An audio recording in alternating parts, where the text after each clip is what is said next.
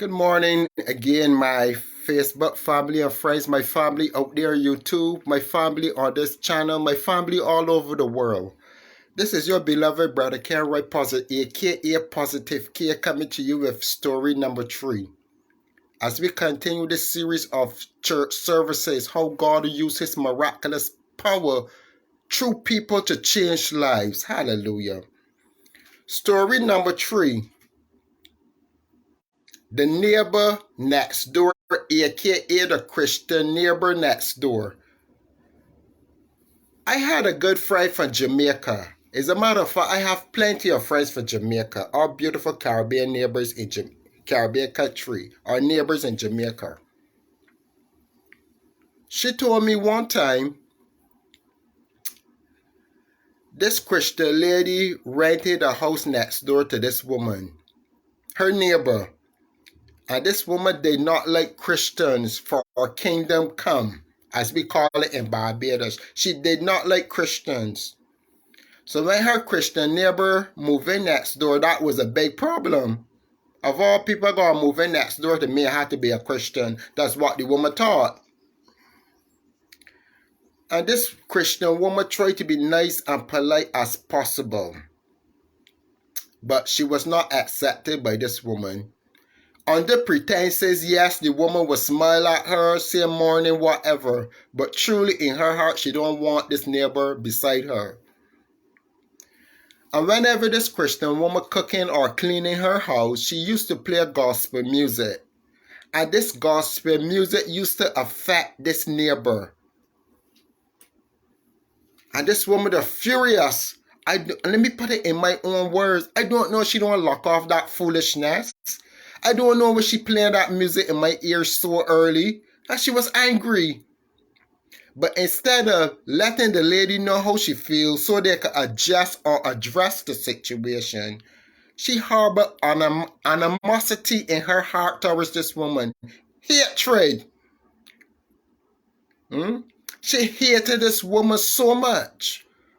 But yet, brethren, the lady did not do her no wrong. The Bible said in the book of Proverbs chapter 3 verse 30, fight not against a person without a cause, especially when they do you no harm. Proverbs chapter 3 verse 30. And she hated this neighbor. The same neighbor that done her no wrong. She hated this neighbor, brethren.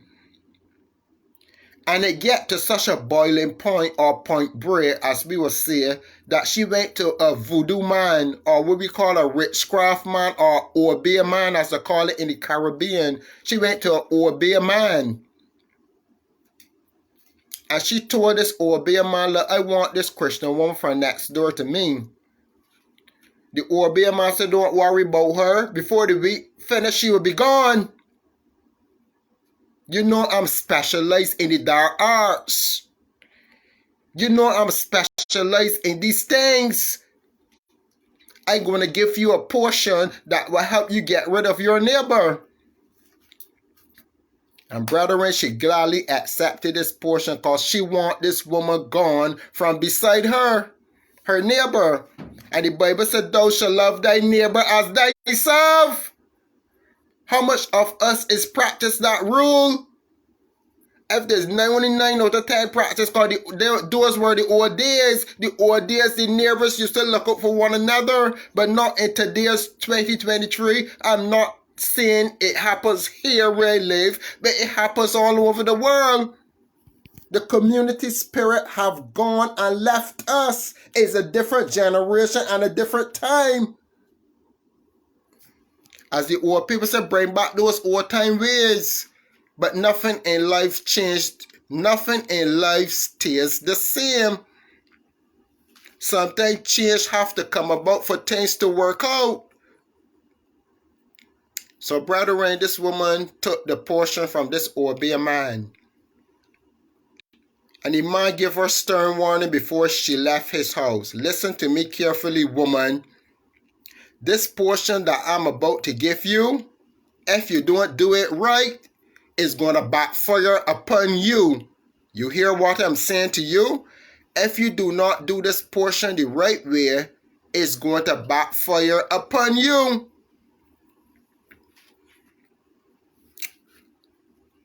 She took heed and she took on this portion.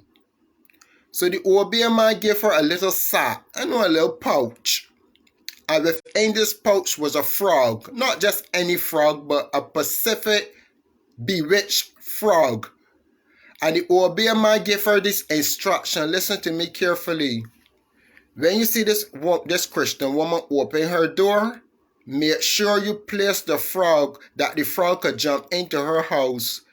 And if that frog go into her house and she raise this frog outside or she sweep it outside or whatever she do with it, the spell is going to fall upon her, and everything that a frog does, she will start doing. She will hop like a frog. She would do her tongue like how a frog does their tongues, so forth and so forth.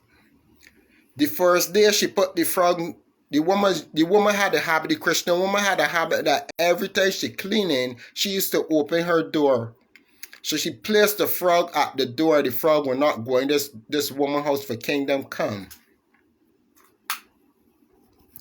The second day she placed the frog at the door. The frog will not go into this woman's house. At the third day when she placed this frog at the woman's door, the frog would not move, and this wicked woman from next door gets so frustrated she kicked the frog.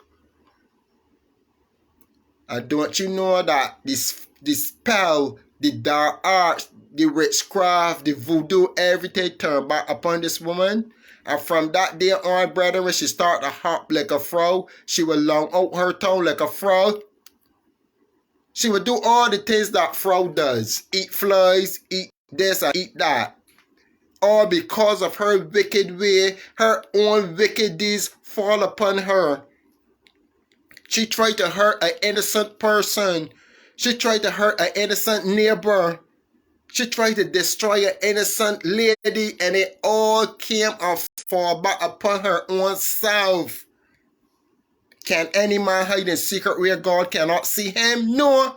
For God was with this woman. Though I walk through the valley of the shadow of death, I will fear no evil, for thou art with me. Thy rod and thy staff, they comfort me. No power on this earth, no voodoo, no witchcraft can stand before God's people. You may delay me, but you can't destroy me, because God is on my side. Thousands of angels are with me. And all of her dirty deeds fall back upon her. She tried to destroy an innocent neighbor, and her black magic, her voodoo, her witchcraft all fall upon her own self, destroying her. No power can conquer you when God is on your side. It may seem like the enemy is winning, but they are only delaying you, but the victory is yours through Jesus. Hallelujah.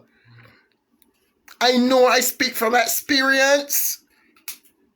I know I cry my tears. I know I cry many tears. I was in a situation, all I could do is cry. And I begged the living God to release me. I begged the living God to set me free. And he came and worked on my behalf. And I have tried to trod down the right road ever since. Sometimes God allows you to be in situations so you can wake up, so your eyes can be open, so you can look to him who's the author and finisher of your faith. This is Brother Kenroy with story number 3. That God will deliver you out of every situation, every circumstances that you're in this morning. Only he has the power and the means to do so. A politician can promise you, the Prime Minister can promise you, the Governor General can promise you, the President of the United States can promise you, but it doesn't mean that tomorrow they can fulfill it, because they don't know what tomorrow holds. But God, because he lives, I can face tomorrow. Because he lives, I can hold on upon his promises, his unchanging hands, and know that he is with me even to the end of the world. This is Brother Kenroy coming to you.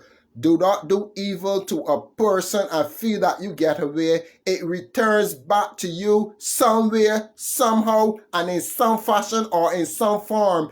If not you, through your children's children, the retribution must be paid. And must be paid in full. She thought she was getting rid of her neighbor, but she got rid of her own self. She thought she was hurting her neighbor, but she hurt her own self. An innocent woman that done her no wrong.